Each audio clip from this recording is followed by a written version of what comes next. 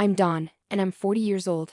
Looking back on a tough time in my life, it all started when I decided to end my marriage with Ben. I realized we weren't a good match because he acted like a child and annoyed me. The idea of staying with him forever felt like too much to bear. But it wasn't just Ben who made me unhappy.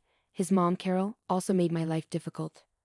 Right from the start, she made it clear she didn't think I was good enough for her son. Her constant criticism and mean comments made me feel bad about myself and like I didn't belong in my own marriage. I remember many times when Ben's immaturity and Carol's meddling caused problems for us. There were evenings after work when I hoped for a calm time at home, but Ben would be busy playing video games, ignoring me and our shared responsibilities. When I tried to talk to him about it, he just brushed me off, saying I was making a big deal out of nothing. Ben, I had a really long day at work. Could you please help out with the chores? Can it wait? I'm busy playing this game right now. But that wasn't even the worst part. There was a time when he forgot our anniversary. I can't believe you forgot our anniversary, Ben. It was a special day for us. Oh, come on, Don. It's just a date.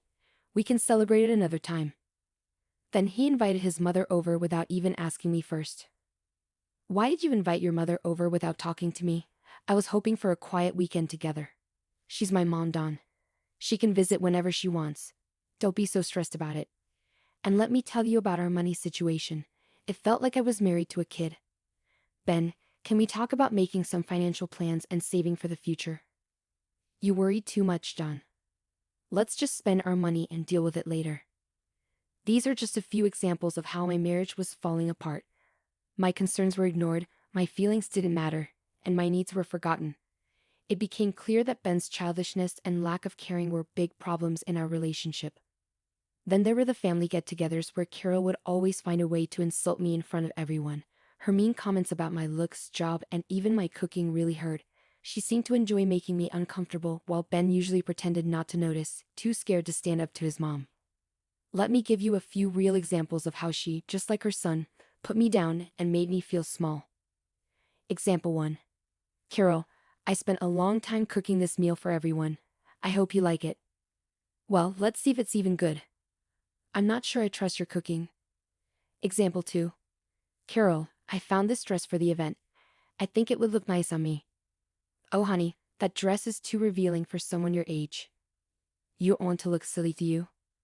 Example 3. Carol, please don't criticize how I raise my kids. I know what's best for them. Well, clearly you don't, or you wouldn't make such silly decisions. What's wrong with you? Example 4. Carol, I've been working hard to stay healthy. I'd like your support. Oh please? All that exercise and dieting won't make a difference. You'll never look as good as me. Example 5. Carol, I asked you nicely before. Please stop saying mean things about me to other people. I'm just being honest, dear. People should know what you're really like.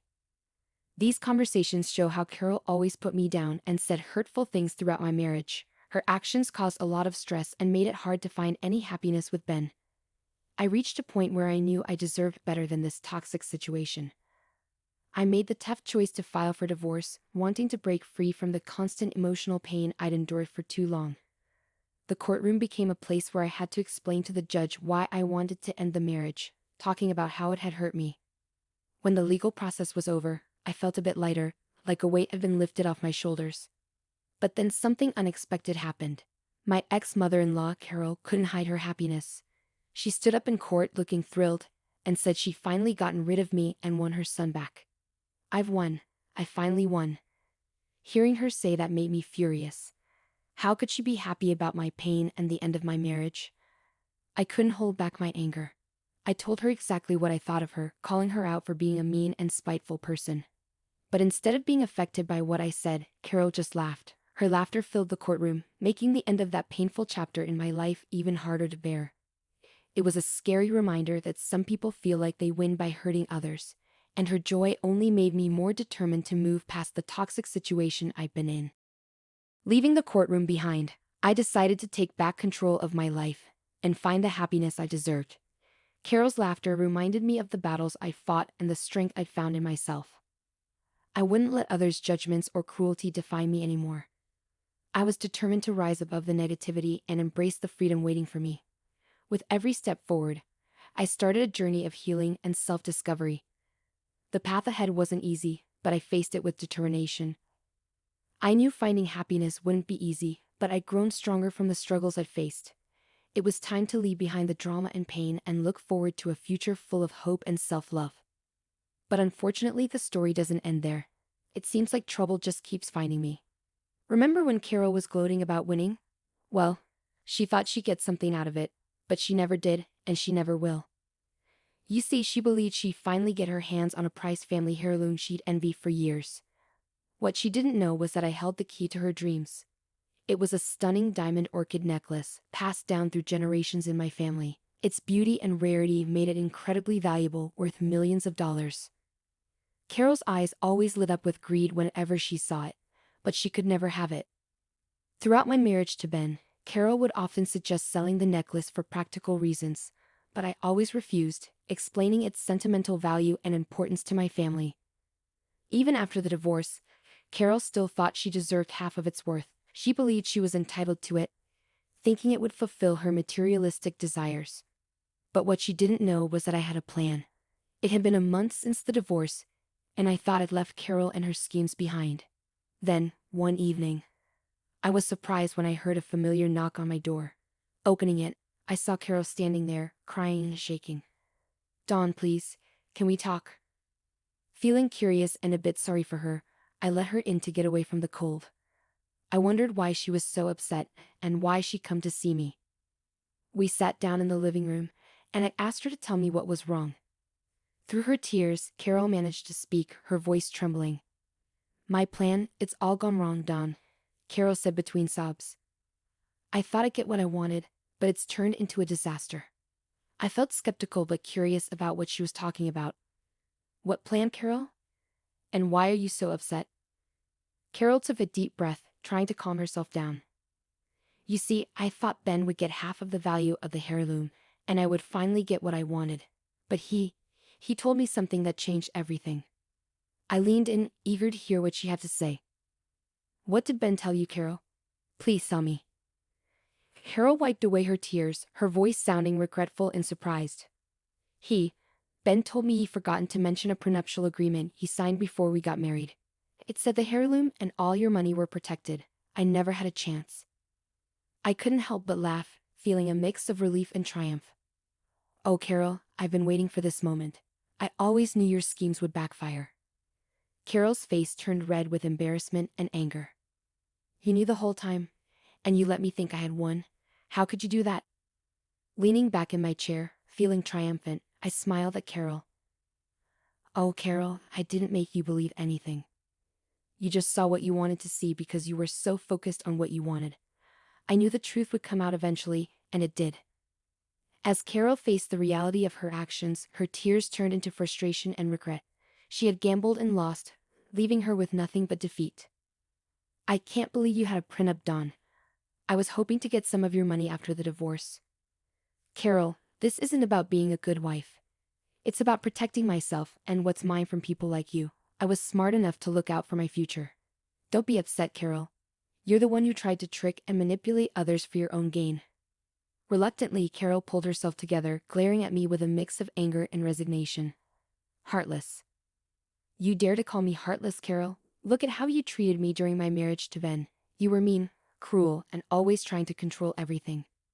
As Carol stormed out, the room fell silent. The weight of her failed plans hit her hard.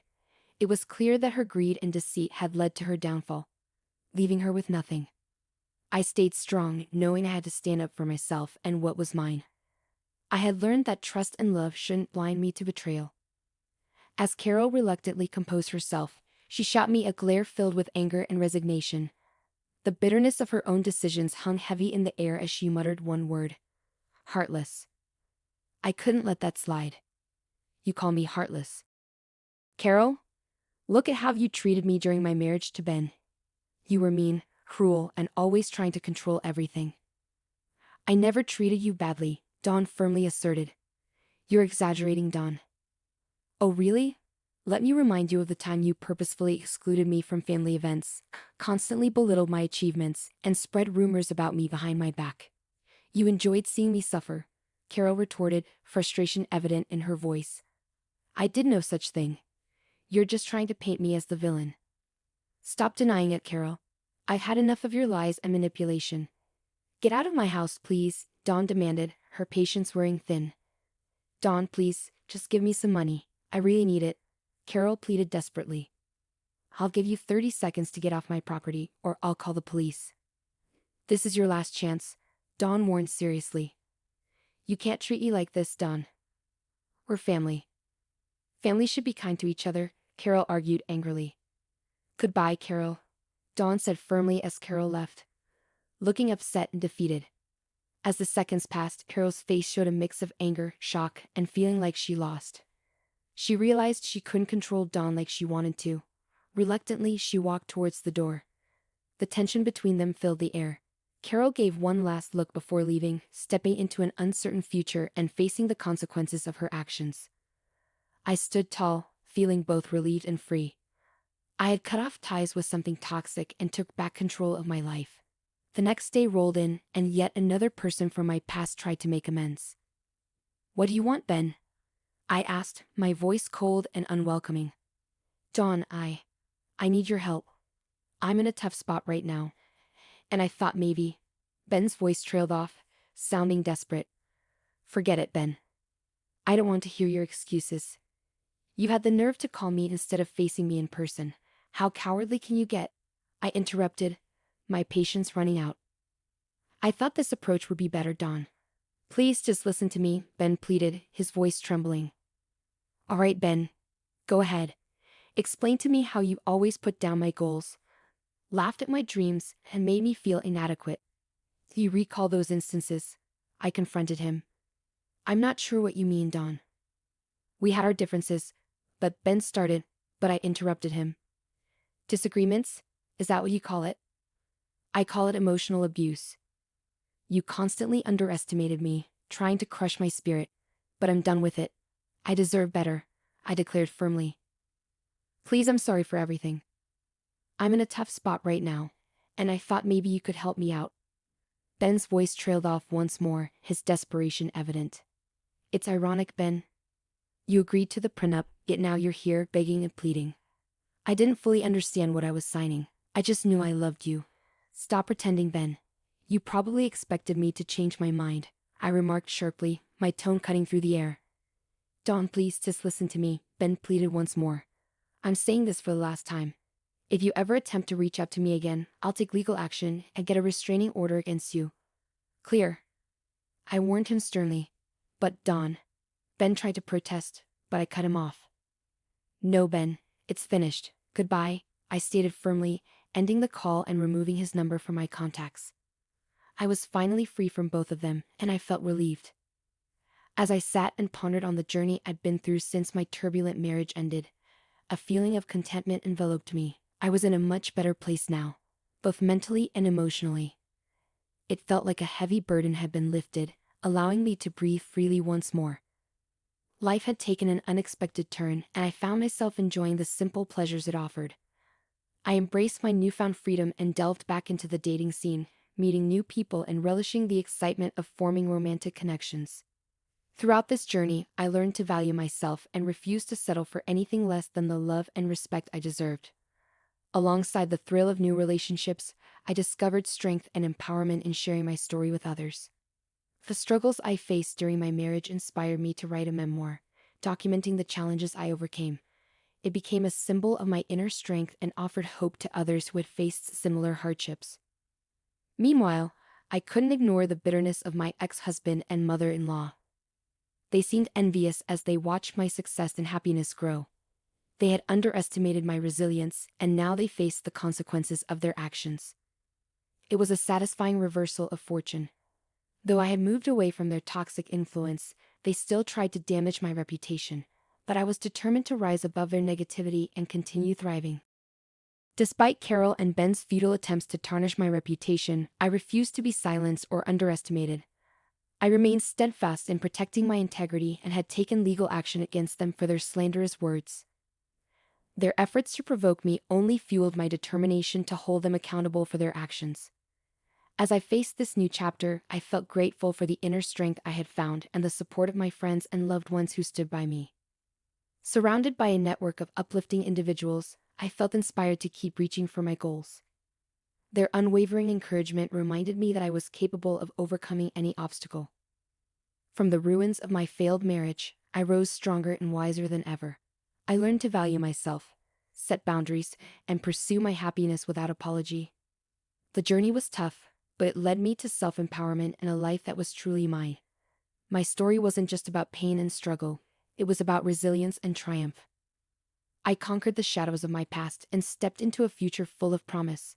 With each new chapter I wrote, I felt a renewed sense of purpose, embracing the joy that had been missing for too long. With every stroke of my pen, I reclaimed my voice, my strength, and my freedom. My goal wasn't to drive them down, but to rise above, showcasing the resilience and dignity within me. I was Dawn, the phoenix who emerged from the ashes, and I was prepared to soar higher than ever before, leaving my past behind me.